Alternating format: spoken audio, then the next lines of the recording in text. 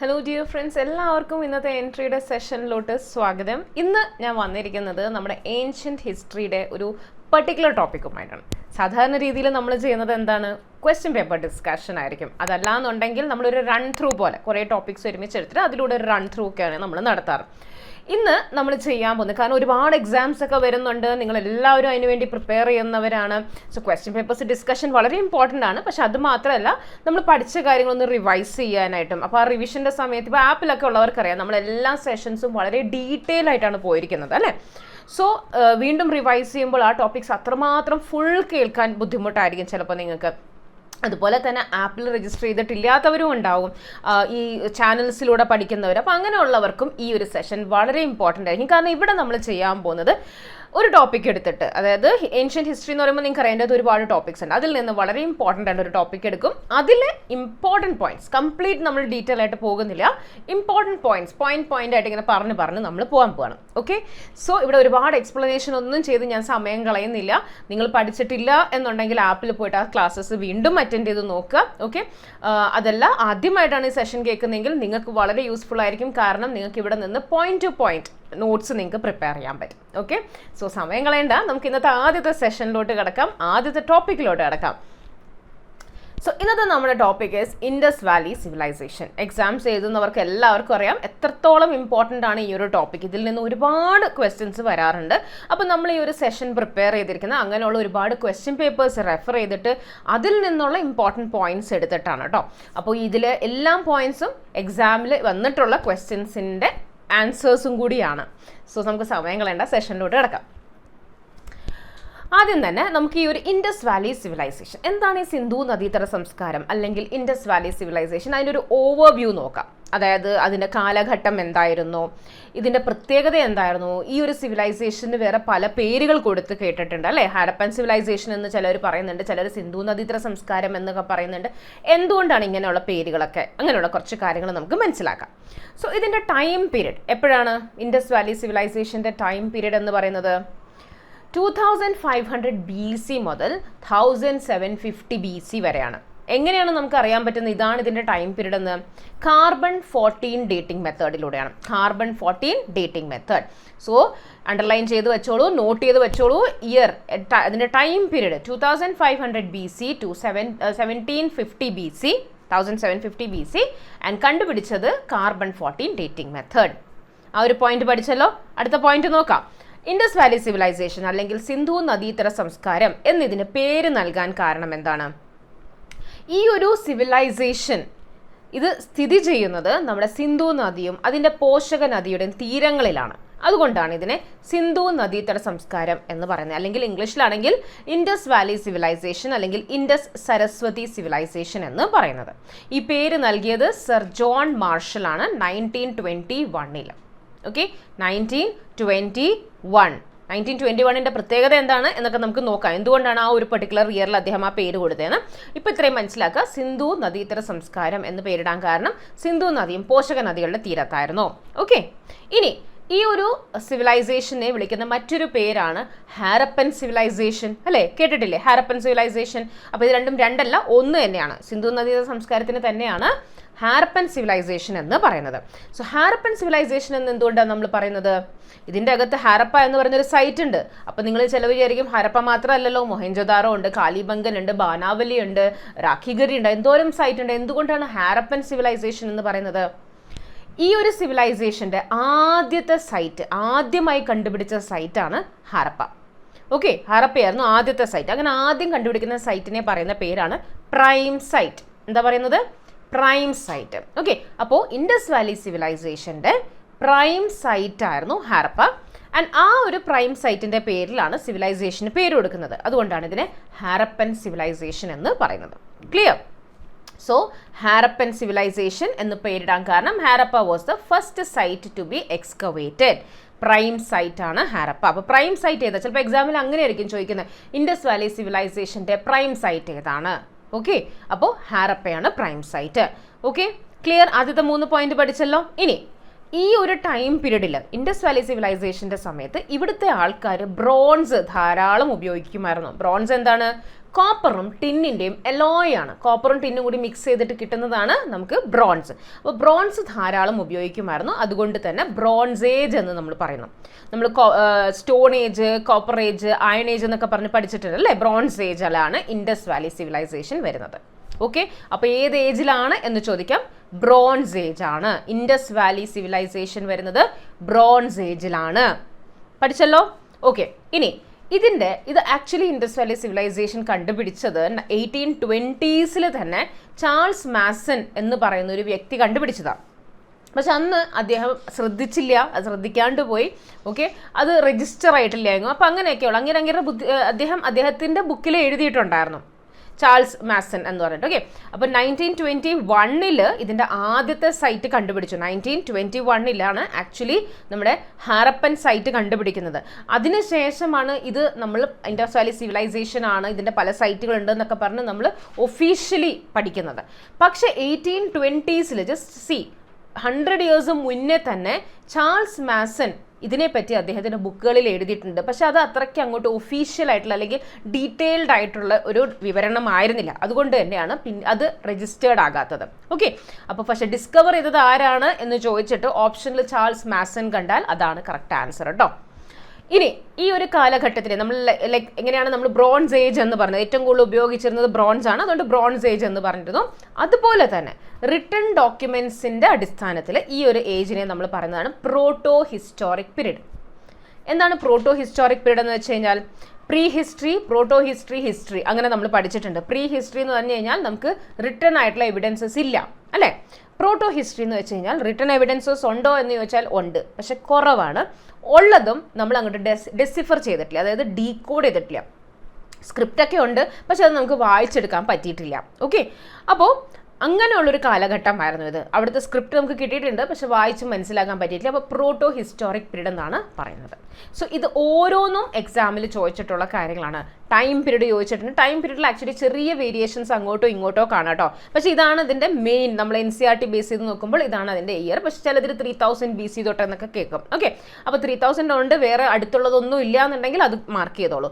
2500 തൊട്ട് 1750 BC വരെയാണ് കാലഘട്ടം. carbon-14 ഡേറ്റിംഗ് മെത്തേഡ് വഴിയാണ് നമ്മൾ കണ്ടുപിടിച്ചത്. പ്രൈം സൈറ്റ് ഹാരപ്പ ആയതുകൊണ്ട് ഹാരപ്പൻ സിവിലൈസേഷൻ എന്ന് പറയുന്നു. സിന്ധു നദിയും അതിൻ്റെ പോഷക നദികളുടെ തീരത്തായതുകൊണ്ട് സിന്ധു നദീതര സംസ്കാരം ഇൻഡസ് വാലി സിവിലൈസേഷൻ എന്ന് വിളിക്കുന്നു. ബ്രോൺസ് ധാരാളമായി ഉപയോഗിച്ചിരുന്നു, ബ്രോൺസ് ഏജ് എന്ന് പറയുന്നു. റിട്ടൺ എവിഡൻസസ് ഉണ്ടോ? ഉണ്ട്, കുറവാണ്, അത് ഡെസിഫർ ചെയ്യാൻ പറ്റില്ല. പ്രോട്ടോ ഹിസ്റ്റോറിക് പീരീഡ് ആണ്.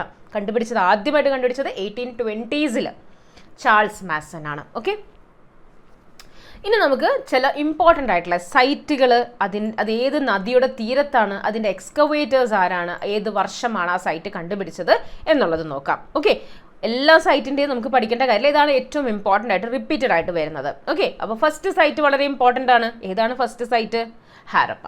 ഹാരപ്പയാണ് ആദ്യത്തെ സൈറ്റ്. സ്ഥിതി ചെയ്യുന്നത് റാവി നദിയുടെ തീരത്താണ്. ഓക്കെ, റാവി നദിയുടെ തീരത്താണ് ഹാരപ്പ. ആരാണത് കണ്ടുപിടിച്ചത്? ദയാറാം സാഹ്നി. 1921. ഓക്കെ, അപ്പോൾ ഇതുകൊണ്ടാണ് ഈ സൈറ്റ് ആദ്യമായിട്ട് കണ്ടുപിടിച്ചത്. ഹാരപ്പ സൈറ്റ് കണ്ടുപിടിച്ചത് 1921. അങ്ങനെയാണ് ഇൻഡസ് വാലി സിവിലൈസേഷനെ പറ്റി കൂടുതലായി പഠിക്കുന്നത്. അപ്പോൾ ആ സമയത്ത് സിന്ധു നദിയുടെ തീരത്തായതുകൊണ്ടാണ് നമ്മൾ നേരത്തെ പറഞ്ഞത് ഇവിടെ സർ ജോൺ മാർഷൽ സിന്ധു നദീതര സംസ്കാരം എന്ന് പേര് നൽകിയത്. Okay, clear? സോ ഹാരപ്പ റാവി നദിയുടെ തീരത്ത്. ഹാരപ്പ ഏത് നദിയുടെ തീരത്താണ്? റാവി നദി. ആരാണ് കണ്ടുപിടിച്ചത്? ദയാറാം സാഹ്നി. വർഷം 1921. മറ്റൊരു വളരെ ഇമ്പോർട്ടൻ്റ് ആയിട്ടുള്ള സൈറ്റ് മൊഹൻജോദാരോ. എല്ലാവരും പറയുമ്പോൾ തന്നെ ഹാരപ്പ ആൻഡ് മൊഹൻജോദാരോ എന്നാണ് പറയുന്നത് തന്നെ അല്ലേ? അപ്പോൾ മൊഹൻജോദാരോ എന്ന് പറയുന്ന സെക്കൻഡ് സൈറ്റ് കണ്ടുപിടിക്കുന്നു പിറ്റേ വർഷം 1921. ആരാണ് കണ്ടുപിടിക്കുന്നത്? RD ബാനർജി. ഇവിടെ എന്തായിരുന്നു? DR ആയിരുന്നു അല്ലേ? ദയാറാം സാഹ്നി തിരിച്ചിട്ടു. RD ബാനർജി. സിന്ധു നദിയുടെ തീരത്ത് മൊഹൻജോദാരോ. ഓക്കെ, 1922. അത് കഴിഞ്ഞ് പിന്നെ നമ്മുടെ ഇൻഡിപെൻഡൻസിൻ്റെ ആ ഒരു പ്രശ്നങ്ങളും ഒക്കെ ആയിട്ട് കുറച്ച് നാളൊക്കെ അങ്ങനെ പോയി. പിന്നെ വരുന്ന ഇമ്പോർട്ടൻറ്റ് സൈറ്റാണ് 1951. അമലാനന്ദ് ഘോഷ് കണ്ടുപിടിച്ച ഘാഘർ നദിയുടെ തീരത്ത് കാലിബംഗൻ. ഓക്കെ, കാലിബംഗൻ അമലാനന്ദ് ഘോഷ്. അമലാനന്ദ് ഘോഷ് ഏത് നദിയുടെ തീരത്താണ്? ഘാഘർ നദിയുടെ തീരത്ത്. വർഷം 1951. 1954 SR റാവു ലോഥൽ കണ്ടുപിടിക്കുന്നു ഭൊഗാവ നദിയുടെ തീരത്ത്. ഭൊഗാവ നദിയുടെ തീരത്ത് ലോഥൽ. വർഷം 1954. ആരാണ് കണ്ടുപിടിച്ചത്? SR റാവു. 1967-68 കാലഘട്ടത്തിൽ JP ജോഷി ധോലാവീര JP ജോഷി ലൂനി നദിയുടെ തീരത്ത്, നമ്മുടെ ഗുജറാത്തിലായിട്ട് വരും. ഓക്കെ. പിന്നെ അടുത്തത് 1973 RS ബിഷ്ത് ഗാഗർ നദിയുടെ തീരത്ത് തന്നെ ബാണാവലി കണ്ടുപിടിക്കുന്നു. സോ ഈ സൈറ്റുകൾ വളരെ ഇമ്പോർട്ടൻ്റ് ആണ്, ഇത് പഠിച്ചു വയ്ക്കുക. ഓക്കെ. ഇനി നമുക്ക് ഇമ്പോർട്ടൻറ്റ് ഫാക്ട്സിലോട്ട് കിടക്കാം. ആദ്യത്തെ സൈറ്റ്, പ്രൈം സൈറ്റ് ഏതാണ്? ഇനി അങ്ങോട്ട് ഞാൻ ഡീറ്റെയിൽ ആയിട്ട് എക്സ്പ്ലനേഷൻ ഒന്നും ഇല്ല കേട്ടോ, പോയിന്റ്സ് ആയിട്ട് പഠിച്ച് പോകാട്ടോ നമുക്ക്. അപ്പോൾ first site of Indus Valley civilisation ഏതാണ്? പ്രൈം സൈറ്റ് എന്ന് നമ്മൾ പറയുന്ന സൈറ്റ് ഹാരപ്പ. ഓൾറെഡി നമ്മൾ പഠിച്ച കാര്യമാണ് അല്ലേ. ഇനി ഓൾഡസ്റ്റ് നോൺ സൈറ്റ്, നമ്മൾ ഈ കണ്ടുപിടിച്ചതിൽ കാർബൺ ഡേറ്റിംഗ് വെച്ചിട്ട് ഏറ്റവും പഴയതാണ് എന്ന് നമുക്ക് മനസ്സിലാക്കിയെടുത്ത് നമ്മൾ സൈറ്റ് ഏതാണ്? ഭിരാനയാണ്. ഭിരാന, ഹരിയാനയിലെ ഭിരാന. ഓൾഡസ്റ്റ് സൈറ്റ് ഭിരാന, ഹരിയാനയിലാണ്. ലാർജസ്റ്റ് സൈറ്റ് ഏതാണെന്ന് ചോദിച്ചാലോ, കുറേ നാൾ വരെ മൊഹൻജോദാരോ ആയിരുന്നു, ഇപ്പോൾ മൊഹൻജോദാരോ അല്ല കേട്ടോ, ഇപ്പോൾ രാഖിഗരിയാണ്, ഹരിയാനയിലെ തന്നെ രാഖിഗരി. അപ്പോൾ ഓർക്കുക, ലാർജസ്റ്റ് സൈറ്റും ഓൾഡസ്റ്റ് സൈറ്റും രണ്ടും ഹരിയാനയിലാണ്, ഭിരാന ആൻഡ് രാഖിഗരി. രാഖിഗരിയാണ് ലാർജസ്റ്റ്. ഓക്കെ, രാഖിഗരി ലാർജസ്റ്റ് ആണ്, ഭിരാന ഓൾഡസ്റ്റ് ആണ്. ഓക്കെ. മറ്റൊരു ചോദ്യം വരാറുണ്ട്, ഹാരപ്പൻ സിവിലൈസേഷൻ്റെ കണ്ടംപററി സിവിലൈസേഷൻസ് ഏതൊക്കെയാണ്? അതായത് ഹാരപ്പൻ സിവിലൈസേഷൻ നമ്മുടെ ഇന്ത്യൻ സബ് കോണ്ടിനെന്റിൽ ഉണ്ടായിരുന്ന സമയത്ത് ലോകത്തിൻ്റെ മറ്റ് ഭാഗങ്ങളിൽ വേറെ സിവിലൈസേഷൻസ് ഉണ്ടായി കാണുമല്ലോ, അതേതായിരുന്നു? സോ ഹാരപ്പൻ സിവിലൈസേഷൻ്റെ കണ്ടംപററി സിവിലൈസേഷൻസ് ആണ് Mesopotamian civilisation, Egyptian civilisation and Chinese civilisation. ഏതൊക്കെയാണ്? Mesopotamian, Egyptian and China. Okay, China, Mesopotamia, Egypt, ഇത് മൂന്നെണ്ണമാണ്. Okay, clear? അപ്പോൾ ഇതാണ് കണ്ടംപററി സിവിലൈസേഷൻ എന്ന് പറയുന്നത്, ഒരേ കാലഘട്ടത്തിൽ ഉണ്ടായിരുന്ന സിവിലൈസേഷൻസ്. ഈ സ്ലൈഡിലെല്ലാം ക്ലിയർ ആയല്ലോ. ഹാരപ്പയുടെ പ്രത്യേകത, first site, oldest site Bhirrana, largest site Rakhigarhi and contemporary civilisation Mesopotamia, Egypt, China. ഇനി നമ്മുടെ ഇൻഡസ് വാലി സിവിലൈസേഷനിലെ one of the most important sites ആണ് മൊഹൻജോദാരോ അല്ലേ. മൊഹൻജോദാരോ കുറേ നാൾ ഏറ്റവും വലിയ സൈറ്റായിട്ട് നമ്മൾ കൺസിഡർ ചെയ്തിരുന്നത്. ഇത് എവിടെയാ? പാകിസ്ഥാനിലാണ് കേട്ടോ. കാരണം ഇത് പണ്ട് ഇന്ത്യയുടെ ഭാഗമായിരുന്നല്ലോ പാകിസ്ഥാനും. അപ്പോൾ ഇപ്പോൾ ഇത് പാകിസ്ഥാനിലാണ് മൊഹൻജോദാരോ വരുന്നത്. ഈ മൊഹൻജോദാരോ എന്ന് പറയുന്ന ആ ടേമിൻ്റെ മീനിങ് എന്താണ് എന്ന് ചോദിക്കാറുണ്ട്. മൊഹൻജോദാരോൻ്റെ മീനിങ് എന്താണ്? മൊഹൻജോദാരോയിൽ ഒരു ഇങ്ങനെ കൂടാരം പോലെ, ഓക്കെ, ഒരു കൂമ്പാരം പോലെ കുറേ സ്കെലിറ്റൻസ് കിട്ടിയിരുന്നു. അപ്പോൾ ഈ സ്കെലിറ്റൻസിൻ്റെ കൂമ്പാരം, മൗണ്ട് ഓഫ് ഡെത്ത് എന്നാണ് ഇതിൻ്റെ അർത്ഥം. മൗണ്ട് ഓഫ് ഡെഡ്, മൊഹൻജോദാരോ, അങ്ങനെയാണ് അതിന് ആ പേര് കിട്ടിയത്. ഓക്കെ, ഏത് ലാംഗ്വേജിലാണത്? സിന്ധി ലാംഗ്വേജിൽ. അപ്പോൾ ഈ മൗണ്ട് ഓഫ് ഡെഡിനെ സിന്ധി ലാംഗ്വേജിൽ പറയുന്നതാണ് മൊഹൻജോദാരോ, അതാണ് അതിൻ്റെ പേര് വന്നിരിക്കുന്നത്. അപ്പോൾ ഇത് രണ്ടും ചോദിക്കാറുണ്ട്. മൊഹൻജോദാരോൻ്റെ മീനിങ് എന്താണെന്ന് ചോദിക്കാറുണ്ട്, ഏത് ലാംഗ്വേജിലാണെന്നും ചോദിക്കാറുണ്ട്. ലൈക്ക് നമ്മൾ വേറെ പല കാര്യങ്ങൾ ഗ്രീക്കിൽ, ലാറ്റിനിൽ എന്നൊക്കെ പറഞ്ഞ് പഠിക്കാറില്ലേ, അതുപോലെ മൊഹൻജോദാരോ സിന്ധി വേർഡാണ്, അതിൻ്റെ അർത്ഥം മൗണ്ട് ഓഫ് ഡെഡ് എന്നാണ്. ക്ലിയർ? അതുപോലെ തന്നെ ഓർത്തിരിക്കേണ്ട ഒരു കാര്യമാണ് കാലിബംഗനെ പറ്റിയുള്ളത്. കാലിബംഗൻ നമ്മൾ നേരത്തെ പറഞ്ഞു അമലാനന്ദ് ഘോഷാണ് കണ്ടുപിടിച്ചത് എന്നുള്ളത് അല്ലേ. എന്നാൽ അമലാനന്ദ് ഘോഷാണ് ഇത് ആദ്യമായി റെക്കഗ്നൈസ് ചെയ്ത ഒരു സൈറ്റ് ആൻഡ് അതിൻ്റെ എക്സ്കവേഷൻ ഏരിയാസ് ഒക്കെ മാർക്ക് ചെയ്തത് അമലാനന്ദ് ഘോഷാണെങ്കിലും ഈ ഒരു സ്ഥലം നേരത്തെ ഡിസ്കവർ ചെയ്യപ്പെട്ടതായിരുന്നു ആക്ച്വലി. ഓക്കെ, അപ്പോൾ നമ്മൾ നേരത്തെ ചാൾസ് മാസൻ്റെ കാര്യം പറഞ്ഞ പോലെ തന്നെയാണ് കാലിബംഗനും നേരത്തെ ഡിസ്കവർ ചെയ്യപ്പെട്ടതാണ്. അത് കണ്ടുപിടിച്ചത് അന്ന് ലൂയിഗി പിയോ ടെസിറ്റോറിയാണ്. ലൂയിഗി പിയോ ടെസിറ്റോറി. ഓക്കെ, അപ്പോൾ ആ പേരൊന്ന് മനസ്സിൽ വെച്ചോളൂ. അങ്ങനെ എക്സാമിൽ അധികമായിട്ട് കാണാറില്ല, ബട്ട് സ്റ്റിൽ ഇൻ കേസ് ചോദിച്ചു കഴിഞ്ഞാലോ അല്ലേ. അപ്പോൾ ലൂയിഗി പിയോ ടെസിറ്റോറി കാലിബംഗൻ എന്ന് പറയുന്ന സൈറ്റ് നേരത്തെ കണ്ടുപിടിച്ചിരുന്നു. പക്ഷേ ഈ പറഞ്ഞാൽ അതിന് അങ്ങനെ വലിയ എന്താ പറയുക റെക്കഗ്നീഷനോ രജിസ്ട്രേഷനോ ഒന്നും നടന്നിട്ടില്ല. അപ്പോൾ അതിനെ ഫസ്റ്റ് റെക്കഗ്നൈസ് ചെയ്തത് ആക്ച്വലി അമലാനന്ദ് ഘോഷാണ്. ഓക്കെ, സോ ഇനി നമുക്ക് ഇമ്പോർട്ടൻ്റ് ആയിട്ടുള്ള സൈറ്റ്സിൻ്റെ ഫാക്റ്റുകൾ നോക്കാം. കാരണം പല സൈറ്റിൻ്റെ കാര്യങ്ങൾ ചോദിക്കേണ്ട. ഈ ഒരു പർട്ടിക്കുലർ കാര്യം ഇപ്പോൾ ഗ്രേറ്റ് ബാത്ത് ഏത് സൈറ്റിലാണ് കണ്ടുവരുന്നത്, സിറ്റാഡൽ ഇല്ലാത്ത സൈറ്റ് ഏതാണ്, ബാംഗിൾ ഫാക്ടറി എവിടെയായിരുന്നു അല്ലേ, ഇങ്ങനെയൊക്കെ നടരാജൻ്റെ ഒരു മൂർത്തി അത് എവിടെ നിന്നാണ് കിട്ടിയത്, അപ്പോൾ ഇങ്ങനെയൊക്കെയുള്ള കാര്യങ്ങൾ ചോദിക്കാറുണ്ട്. അപ്പോൾ നമുക്ക് അത് ഓരോരോ സൈറ്റ് എടുത്ത് നോക്കാം. ഓക്കെ, ആദ്യം നമ്മൾ നോക്കാൻ പോകുന്നത് മൊഹൻജോദാരോ. മൊഹൻജോദാരോൻ്റെ അർത്ഥം എന്തായിരുന്നു? മൗണ്ട് ഓഫ് ഡെഡ് അല്ലേ? മൗണ്ട് ഓഫ് ഡെഡ് ഏത് ഭാഷയിലാണ്? സിന്ധി ലാംഗ്വേജിലാണ് അല്ലേ? ഓക്കെ, അപ്പോൾ മൊഹൻജൊദാരോയിൽ നിന്ന് നമുക്ക് എന്തൊക്കെയാണ് കിട്ടിയിരിക്കുന്നത്? അപ്പോൾ ഞാനിത് പറയുന്ന സമയത്ത് നിങ്ങളൊന്ന് ജസ്റ്റ് ഇമാജിൻ ചെയ്ത് പോകുക കേട്ടോ. അപ്പോൾ കുറച്ചും കൂടി ഒന്ന് നിങ്ങൾക്ക് രജിസ്റ്റർ ആവും. അപ്പോൾ മൊഹൻജൊദാരോയിൽ നമ്മൾ വന്ന് എത്തിയിരിക്കുകയാണ്. മൊഹൻജൊദാരോയിൽ നമ്മൾ എന്തൊക്കെയാണ് കാണുന്നത്? Great bath. എന്താണ് ഗ്രേറ്റ് ബാത്ത്? ഗ്രേറ്റ് ബാത്ത് എന്ന് വെച്ചാൽ എന്താ? ബാത്ത് എന്ന് വെച്ചാൽ എന്താ? കുളിക്കുക. അപ്പോൾ കുളിക്കാനുള്ള വലിയൊരു കുളം കണ്ടിട്ടുണ്ട് അവിടെ, റെക്ടാങ്കുലർ ഷേപ്പിൽ. നമ്മുടെയൊക്കെ അമ്പലക്കുളങ്ങൾ പോലെ തന്നെ ആയിരിക്കാം. സോ ഒരു ഗ്രേറ്റ് ബാത്ത് റെക്ടാങ്കുലർ ഷേപ്പിൽ എക്സാമിൽ ചോദിക്കാൻ കേട്ടോ, ഇതിൻ്റെ ഷേപ്പ് ഏതാണെന്ന് പ്രത്യേകം ചോദിച്ചിട്ടുള്ളതാണ്. അപ്പോൾ ഷേപ്പ് അതുകൊണ്ട് ഇമ്പോർട്ടൻ്റ് ആണ്. റെക്ടാങ്കുലർ ഷേപ്പിലുള്ള ഒരു ഗ്രേറ്റ് ബാത്ത് എവിടെ കണ്ടു? മൊഹൻജൊദാരോയിൽ. അതുപോലെ തന്നെ ഒരു ഗ്രേറ്റ് ഗ്രാനറിയും കണ്ടു, ധാന്യങ്ങളൊക്കെ സൂക്ഷിക്കാനായിട്ടുള്ള ഒരു ധാന്യപ്പുര. ഓക്കെ, അപ്പോൾ അങ്ങനെ ധാന്യങ്ങൾ സൂക്ഷിക്കാനുള്ള ഒരു റൂം കണ്ടു. അതാണ് largest building. Okay, largest building ഏതാണ് ഇൻഡസ് വാലി സിവിലൈസേഷൻ്റെ എന്ന് ചോദിച്ചാൽ ഈ ഗ്രേറ്റ് ഗ്രാനറിയാണ്. അത് എവിടെയാണുള്ളത്? മൊഹൻജൊദാരോ. നമ്മൾ മൊഹൻജൊദാരോ കറങ്ങിക്കൊണ്ടിരിക്കുക അല്ലേ? മൊഹൻജൊദാരോയിൽ ഗ്രേറ്റ് ബാത്ത് കണ്ടു, ഗ്രേറ്റ് ഗ്രാനറി കണ്ടു, പിന്നെന്ത് കണ്ടു? Bronze statue of a dancing girl. Bronze statue of a dancing girl. First button, നമ്മുടെ ബട്ടൺ ഉണ്ടാവില്ലേ ഡ്രസ്സിലൊക്കെ ഇടുന്നത്, അത് ആദ്യമായിട്ട് കണ്ടുപിടിച്ചത് മൊഹൻജൊദാരോയിലാണ്. ക്ലിയർ?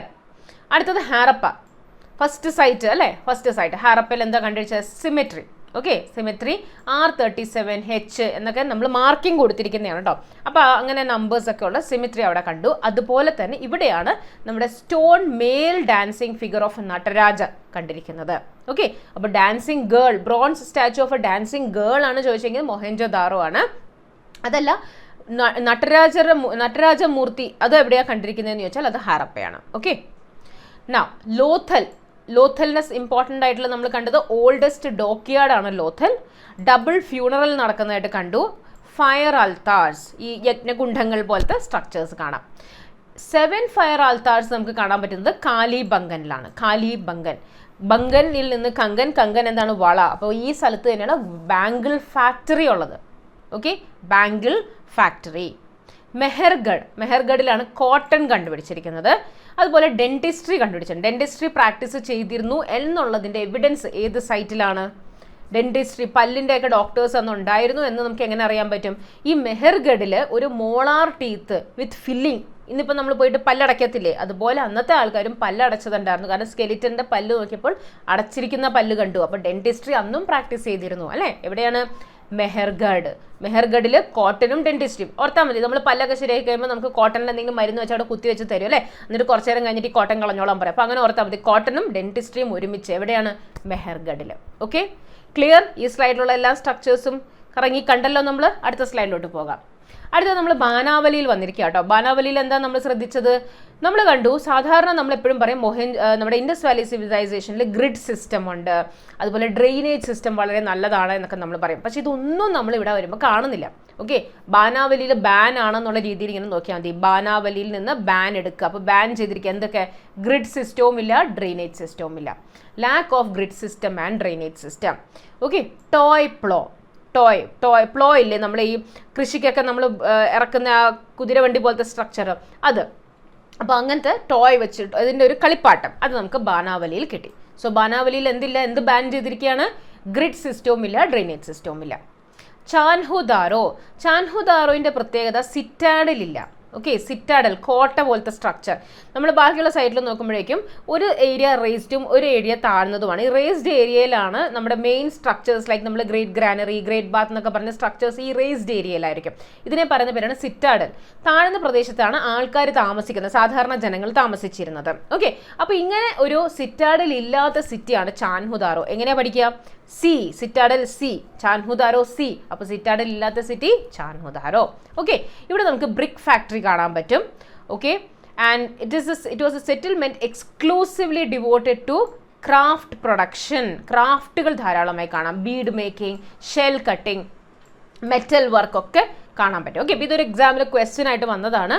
ഇങ്ങനെയുള്ള exclusively devoted to craft production ഏത് സൈറ്റ് ആയിരുന്നു? അപ്പോൾ ക്രാഫ്റ്റും സി ആണ്, ചാൻഹുദാരോ സി ആണ്. അങ്ങനെ ഓർത്ത് വെക്കുക. Okay, only site of Indus Valley civilisation where carved bricks, വീണ്ടും സി അല്ലേ? അപ്പോൾ സിറ്റാഡൽ, ക്രാഫ്റ്റ്, അതുപോലെ തന്നെ കർവ്ഡ് ബ്രിക്സ്, ഇതെല്ലാം കണക്ട് ചെയ്യേണ്ടത് ചാൻഹുദാരോവുമായിട്ടാണ്. ഓക്കെ, അടുത്തത് ധോലാവീര.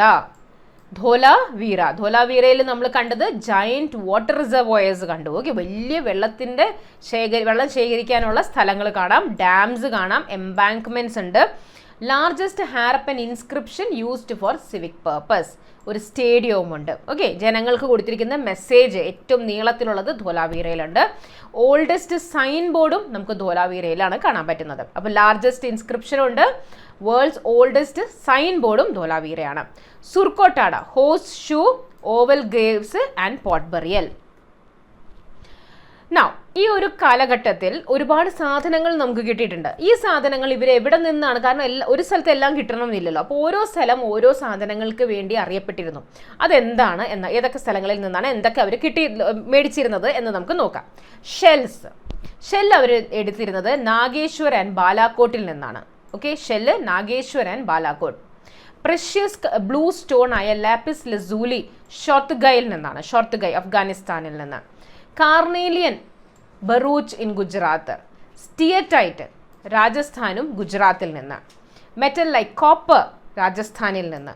ഗോൾഡ് സൗത്തിൽ നിന്നാണ് വന്നിരുന്നത്. ഓക്കെ, അപ്പോൾ ഇത് ഓരോ സാധനങ്ങൾ എവിടെ നിന്നാണ് അവർ പ്രൊക്യൂർ ചെയ്തിരുന്നത്, എവിടെ നിന്നാണ് അവർ ശേഖരിച്ചിരുന്നത്, എവിടെ നിന്നാണ് അവർ മേടിച്ചിരുന്നത് എന്നാണ് പറഞ്ഞിരിക്കുന്നത് കേട്ടോ. അപ്പോൾ ഷെല്ല് എവിടെ നിന്നാണ്? നാഗേശ്വരം ബാലാക്കോട്ടിൽ നിന്നാണ് ഷെല്ല്.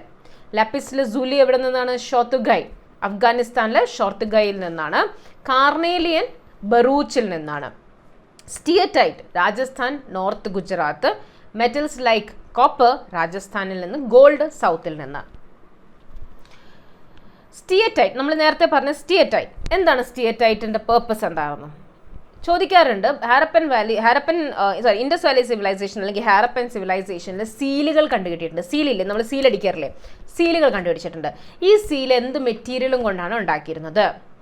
സ്റ്റിയറ്റൈറ്റും കൊണ്ടാണ്. എന്തും കൊണ്ടാണ്?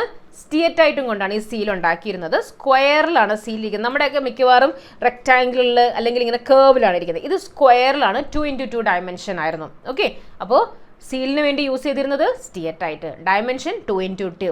ഓക്കെ, സ്ക്വയർ ഷേപ്പാണ് ഉണ്ടായിരുന്നത്. എന്തായിരുന്നു ഈ സീലിലുണ്ടായിരുന്നത്? നമ്മൾ സാധനം അഡ്രസ്സ് അങ്ങനെയുള്ള സാധനങ്ങളൊക്കെ അല്ലേ എഴുതുക. ഇവിടെ എന്തായിരുന്നു സീലിലുണ്ടായിരുന്നത്? ആനിമൽസ് ലൈക്ക് എലിഫന്റ്, റൈനോസിറസ്, ബുള്ള്, ഇതൊക്കെയാണ് സീലിൽ കൊടുത്തിരുന്നത്. ക്ലിയർ?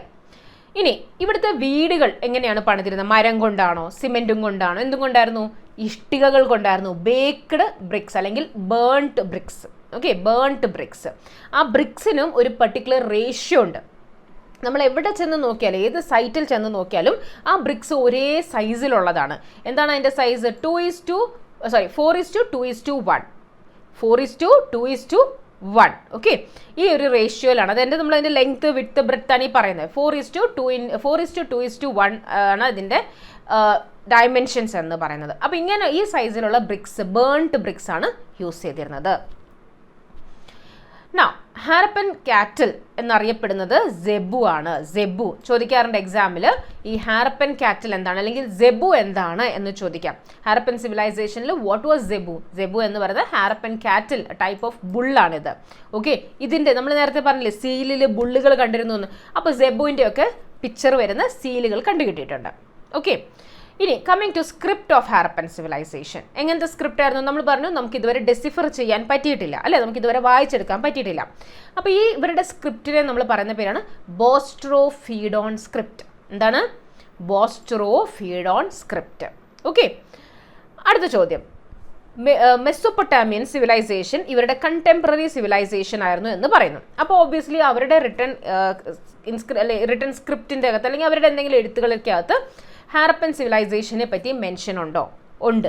അതിൽ ഈ ഹാരപ്പൻ സിവിലൈസേഷനെ അല്ലെങ്കിൽ ഇൻഡസ് വാലി സിവിലൈസേഷൻ്റെ ഈ സ്ഥലങ്ങളെ അവരെന്താണ് വിളിച്ചിരുന്നത്? ലൈക്ക് നമ്മൾ പറയില്ലേ അമേരിക്കൻ സ്റ്റേറ്റ്സ് അല്ലെങ്കിൽ ബ്രിട്ടീഷ് സ്റ്റേറ്റ്സ്, അല്ലെങ്കിൽ നമ്മൾ പറയും ഓസ്ട്രേലിയൻ സ്ഥലങ്ങൾ, ഈജിപ്ഷ്യൻസ് എന്നൊക്കെ നമ്മൾ പറയില്ലേ, അതുപോലെ ഇവർ ഇൻഡസ് വാലി സിവിലൈസേഷനെ എന്താണ് പറഞ്ഞിരുന്നത്? അവരിതിനെ വിളിച്ചിരുന്നത് മെലുഹ എന്നാണ്. അപ്പോൾ അവരുടെ മെസ്സോപ്പൊട്ടാമിയൻ സ്ക്രിപ്റ്റിൽ ഇൻഡസ് വാലി സിവിലൈസേഷനെ റെഫർ ചെയ്തിരിക്കുന്നത് മെലുഹ എന്നാണ്. എന്താണ്? മെലുഹ എന്നാണ് വിളിച്ചിരിക്കുന്നത്. ഓക്കെ, ഇതുപോലെ തന്നെ മെസ്സൊപ്പൊട്ടാമിയൻ സ്ക്രിപ്റ്റിൻ്റെ അകത്ത് ഒമാനിനും ബഹ്റൈനും ഓരോ പേരുകളുണ്ട്. അതെന്താണെന്നുള്ളത് നിങ്ങൾക്ക് ഹോംവർക്കാണ്. ഓക്കെ, അപ്പോൾ അതെന്താണെന്ന് നിങ്ങൾ കണ്ടുപിടിക്കുക. എക്സാമിൽ ചോദിച്ചിട്ടുള്ള ക്വസ്റ്റ്യൻ ആണ് കേട്ടോ. അപ്പോൾ അതുകൊണ്ട് അത് ഇമ്പോർട്ടൻ്റ് ആണ്, അത് നിങ്ങൾ തന്നെ കണ്ടുപിടിക്കുക. ബഹ്റൈനും ഒമാനിനെയും മെസ്സൊപ്പൊട്ടാമിയൻ ടെക്സ്റ്റുകളിൽ വിളിച്ചിരിക്കുന്ന പേരുകൾ എന്താണ്? ഓക്കെ, ഇൻഡസ് വാലി സിവിലൈസേഷൻ അല്ലെങ്കിൽ ഹാരപ്പൻ റീജിയനെ വിളിച്ചിരുന്നത് മെലുഹ എന്നാണ്. ഓക്കെ, സോ നമ്മുടെ ലാസ്റ്റ് പാർട്ടിലേക്ക് വന്നിരിക്കുന്നതാണ് നമ്മൾ, അതായത് ഇൻഡസ് വാലി സിവിലൈസേഷൻ്റെ ഇമ്പോർട്ടൻറ്റ് സൈറ്റുകൾ. ഞാൻ പറഞ്ഞു കുറേ സൈറ്റ് ഉണ്ട്. നമ്മൾ നേരത്തെ കണ്ടത് ചില ഇമ്പോർട്ടൻറ്റ് സൈറ്റ് കണ്ടുപിടിച്ച വർഷം, എക്സ്കവേറ്റേഴ്സ്, ഏത് നദിയുടെ തീരത്ത്. അപ്പോൾ ഇത് നമ്മൾ എല്ലാത്തിനും പഠിക്കേണ്ട കാര്യമില്ല. ഓക്കെ, അപ്പോൾ ഇനി നമ്മൾ അറിഞ്ഞിരിക്കേണ്ടത് ചില ഇമ്പോർട്ടൻറ്റ് സൈറ്റുകൾ, അത് ഇന്ത്യയിൽ എവിടെയാണ്, ഇനി ഇന്ത്യയുടെ വെളിയിലാണെങ്കിൽ അത് വെളിയിൽ എവിടെയാണ്, അങ്ങനെയുള്ള കാര്യങ്ങളൊക്കെ കേട്ടോ. അപ്പോൾ ആദ്യം നമുക്ക് ഇന്ത്യയിലുള്ള ചില ഇമ്പോർട്ടൻറ്റ് സൈറ്റുകൾ നോക്കാം. അത് ഏത് സ്റ്റേറ്റിലാണെന്ന് നോക്കാം. സോ ഉത്തർപ്രദേശിലുള്ളതാണ് ആലംഗീർപൂർ. ആലംഗീർപൂർ എവിടെയാണ്? ഉത്തർപ്രദേശിൽ. ആലംഗീർ ഉത്തർപ്രദേശിൽ. ബാക്കി ഈ സ്ലൈഡിൽ കൊടുത്തിരിക്കുന്ന എല്ലാം ഹരിയാനയിലുള്ള സൈറ്റുകളാണ്. ഓക്കെ, അപ്പോൾ ഞാൻ അതങ്ങനെ എന്താ പറയുക ഓർഡർ ആക്കിയാണ് വെച്ചിരിക്കുന്നത്, നിങ്ങൾക്ക് പഠിക്കാൻ എളുപ്പത്തിൽ. അപ്പോൾ ഹരിയാനയിലുള്ള സൈറ്റുകളാണ് രാഖിഗരി. ഓൾറെഡി നമ്മൾ പഠിച്ചു. രാഖിഗരി ലാർജസ്റ്റ് സൈറ്റ്, ഭിരാന ഓൾഡസ്റ്റ് സൈറ്റ്. അപ്പോൾ അത് രണ്ടും നമ്മൾ പഠിച്ചു കഴിഞ്ഞു. പിന്നെ ഇനി ബാലു ഉണ്ട്, ബാനാവലി ഉണ്ട്, ഫർമാന, കുനാൽ. ഇതെല്ലാം ഹരിയാനയിലുള്ള സൈറ്റുകളാണ്. എന്തൊക്കെയാണ്? രാഖിഗരി, ബാലു, ബാനാവലി, ഭിരാന. ബാലു, ബാനാവലി, ഭിരാന, ഫർമാന. ഓക്കെ, ഫർമാന, ഭിരാന, പിന്നെ കുനാൽ. ഇതെല്ലാം ഹരിയാനയിലെ സൈറ്റാണ്. ഉത്തർപ്രദേശിന് എന്തായിരുന്നു? ആലംഗീർപൂർ. ഓക്കെ, അടുത്ത സൈറ്റുകളെല്ലാം ഗുജറാത്തിലെ സൈറ്റുകളാണ്. ലോഥൽ, കുന്താസി, ധോലാവീര, സുർക്കോട്ടാട, അതുപോലെ തന്നെ ഖിരാസാര. ഇതെല്ലാം ഗുജറാത്തിലെ ഇമ്പോർട്ടൻ്റ് ആയിട്ടുള്ള സൈറ്റ്സ് ആണ്. ലോഥൽ ഓൾഡസ്റ്റ് ഡോക്യാർഡിന് വേണ്ടി അറിയപ്പെടുന്ന സ്ഥലമാണ് ലോഥൽ അല്ലേ. കുന്താസി, ധോലാവീര, സുർക്കോട്ടാട, ഖിരാസാര. ഓക്കെ, ഇതെല്ലാം എവിടെയാണ്? ഗുജറാത്തിൽ. മഹാരാഷ്ട്രയിലാണ് ദൈമാബാദ് വരുന്നത്. ദൈമാബാദ് മഹാരാഷ്ട്രയിലാണ്. ആൻഡ് കാലിബംഗൻ നമ്മൾ നേരത്തെ പല പ്രാവശ്യം പറഞ്ഞു അല്ലേ, ഇവിടെയാണ് ബാംഗിൾ ഫാക്ടറി ഉള്ളതെന്നൊക്കെ നമ്മൾ പറഞ്ഞു. കാലിബംഗൻ എവിടെയാണ്? രാജസ്ഥാനിലാണ്. അമലാനന്ദ് ഘോഷ് കണ്ടുപിടിച്ചു എന്നൊക്കെ പറഞ്ഞ് നമ്മൾ പഠിച്ചില്ലേ കാലിബംഗൻ. സോ കാലിബംഗൻ രാജസ്ഥാനിലാണ്. ഓക്കെ, അപ്പോൾ ഇത് ഇത്രയും ഇമ്പോർട്ടൻറ്റ് സൈറ്റ്സ് ആണ് ഇന്ത്യയിൽ. ഇത്ര മാത്രമല്ല കേട്ടോ, ഇത് ഇന്ത്യയിലുള്ള ഇമ്പോർട്ടൻറ്റ് സൈറ്റ്, എക്സാമിൽ എപ്പോഴും വരുന്ന സൈറ്റ്സിൻ്റെ ലിസ്റ്റാണ്. അടുത്തത് നമുക്ക് ഇന്ത്യക്ക് വെളിയിൽ പാകിസ്ഥാനിലെ സൈറ്റ്സ് ആണ് മെയിൻലി ചോദിക്കാറുള്ളത്. അപ്പോൾ അതിൽ ആദ്യത്തെ 2 സൈറ്റ് കണ്ടുപിടിച്ച ഫസ്റ്റ് 2 സൈറ്റ്സ് ആണ് ഹാരപ്പയും മൊഹെൻജോദാരോ. പിന്നെ അത് കഴിഞ്ഞ് വരുന്നതാണ് Balakot, Chanhudaro, city without citadel, പിന്നെ കർവ്ഡ് ബ്രിക്സ് അല്ലേ, ക്രാഫ്റ്റിന് വേണ്ടി അറിയപ്പെടുന്ന സ്ഥലം ചാൻഹുദാരോ. പിന്നെ വരുന്നതാണ് ഗനേരിവാല, കോട്ട് ബാല, കോട്ട് ദീജി. ഓക്കെ, അപ്പോൾ എന്തൊക്കെയായിരുന്നു? ഹാരപ്പ, മൊഹെൻജോദാരോ, ബാലാകോട്ട്, ചാൻഹുദാരോ, ഗനേരിവാല, കോട്ട് ബാല, കോട്ട് ദീജി. ഇതൊക്കെ എവിടെയാ? പാകിസ്ഥാനിലെ സൈറ്റുകളാണ്. ഓക്കെ, ഇനി നിങ്ങൾക്കുള്ള ചോദ്യങ്ങളാണ്. അപ്പോൾ ഞാൻ വീണ്ടും പറയുന്നു, ഇൻഡസ് വാലി സിവിലൈസേഷൻ എന്ന് പറഞ്ഞാൽ ഇത്ര മാത്രം പഠിച്ചിട്ട് കാര്യമില്ല, പക്ഷേ ഇത് ഇമ്പോർട്ടൻ്റ് ആയിട്ടുള്ള കാര്യങ്ങളാണ്. ഇതെല്ലാം എക്സാമിൽ ചോദിച്ചിട്ടുള്ള കാര്യങ്ങൾ മാത്രമാണ്. ഓക്കെ, സോ അങ്ങനെയുള്ള മാത്രമാണ് ഇവിടെ നമ്മൾ ഇൻക്ലൂഡ് ചെയ്തിരിക്കുന്നത്. വളരെ ഇമ്പോർട്ടൻറ്റ് പോയിന്റ്സ് ആണ്. ഞാൻ ഒരുപാട് ഡീറ്റെയിലോട്ട് പോയിട്ടുമില്ല, ടു ദ പോയിന്റ് ആണ്. I try to stick to the points. Okay, so ഇനി നിങ്ങൾക്കുള്ള ക്വസ്റ്റ്യൻസ് ആണ്. ഈ ക്വസ്റ്റ്യൻസിൻ്റെ ആൻസർ നിങ്ങൾ കമൻറ്റ് സെക്ഷനിൽ കയ്യോടെ മാർക്ക് ചെയ്യാം. ഓക്കെ, ആദ്യത്തെ ചോദ്യം, in which of the following locations was Nataraj stone male dancing figure discovered? So നമ്മൾ കണ്ടിരുന്നു bronze statue of a dancing ഗേളും കണ്ടിരുന്നു, നടരാജ സ്റ്റാച്ചുവും കണ്ടിരുന്നു അല്ലേ. രണ്ടും 2 സ്ഥലത്താണ്. സോ നടരാജ എവിടെയാണ് സ്റ്റാച്ചു നമ്മൾ കണ്ടത്? ലോഥൽ, രംഗ്പൂർ, ഹരപ്പ, മൊഹെൻജോദാരോ. എവിടെയായിരുന്നു? മാർക്ക് ചെയ്യുക കേട്ടോ answer. Second question, the meaning of Mohenjodaro in dash is mount of death? ഏത് ലാംഗ്വേജിലാണ്? ഞാൻ പറഞ്ഞിട്ടുണ്ടായിരുന്നു അല്ലേ, മീനിങ്ങും പറഞ്ഞിരുന്നു, അത് ഏത് ലാംഗ്വേജിലാണെന്നും പറഞ്ഞിട്ടുണ്ടായിരുന്നു. Persian, Urdu, Hindi or Sindhi. Most of the standard Harappan seals were made of dash, a kind of soft stone that was square in shape with 2 into 2 dimension used for commercial purpose. So ഏത് മെറ്റീരിയലും കൊണ്ടാണ് സീലുകൾ നിർമ്മിച്ചിരുന്നത്? Rhodonite, golden rutile, steatite or selenite. എന്ത് വെച്ചിട്ടാണ് സീലുകൾ നിർമ്മിച്ചിരുന്നത്? Great bath of Mohenjodaro was a huge dash. Circular tank ആയിരുന്നോ, സിലിണ്ടറിക്കൽ ടാങ്ക് ആയിരുന്നോ, ട്രയാങ്കുലർ ആയിരുന്നോ, റെക്ടാങ്കുലർ ആയിരുന്നോ? ഇതെല്ലാം മുൻവർഷ ചോദ്യങ്ങളാണ് കേട്ടോ. Which of the following construction material was used in Harappan civilization? Clay, redstone, burnt brick or sun dried? എന്താണ് use ചെയ്തിരുന്നത് വീടുകൾ അല്ലെങ്കിൽ ബിൽഡിങ്സ് നിർമ്മിക്കാനായിട്ട്? ഓക്കെ, സോ ക്വസ്റ്റ്യൻസിൻ്റെ ആൻസർ കമൻറ്റ് സെക്ഷനിൽ പ്രൊവൈഡ് ചെയ്യുക. ഈ സെഷൻ നിങ്ങൾക്ക് എങ്ങനെയുണ്ടായിരുന്നു, ഇഷ്ടപ്പെട്ടോ, അതിൻ്റെ റിവ്യൂസ്, അതിൻ്റെ ഫീഡ്ബാക്ക് തീർച്ചയായിട്ടും പ്രൊവൈഡ് ചെയ്യുക. കാരണം ഇങ്ങനൊരു സെഷൻ നമ്മൾ ആദ്യമായിട്ടാണ് ചെയ്യുന്നത്. നിങ്ങളുടെ അഭിപ്രായങ്ങൾ, നിങ്ങൾക്ക് എങ്ങനെ തോന്നി, ഇനി ഇതുപോലത്തെ സെഷൻസ് നിങ്ങൾക്ക് വേണോ, നിങ്ങൾക്ക് ഇനി ഏത് ടോപ്പിക്സ് ആണ് നിങ്ങൾക്ക് താല്പര്യം? കാരണം നമ്മൾ എല്ലാ ടോപ്പിക്സും എടുക്കാൻ ഉദ്ദേശിക്കുന്നില്ല, ഇമ്പോർട്ടൻ്റ് ആയിട്ടുള്ള ടോപ്പിക്സ് ആയിരിക്കും നമ്മൾ കവർ ചെയ്യുന്നത്. അപ്പോൾ നിങ്ങൾക്ക് ഏതെങ്കിലും ടോപ്പിക്ക് ബുദ്ധിമുട്ടായിട്ട് തോന്നുന്നുണ്ടെങ്കിൽ തീർച്ചയായിട്ടും സജസ്റ്റ് ചെയ്യാം. നമുക്ക് ആ ഒരു ടോപ്പിക്ക് ഇതുപോലെ സിമ്പിളായിട്ട് ടു ദ പോയിന്റ് ആയിട്ട് ഡിസ്കസ് ചെയ്യാം. ഓക്കെ, സോ അടുത്ത സെഷനിൽ കാണാം. അതുവരെ എല്ലാവർക്കും നന്ദി, നമസ്കാരം.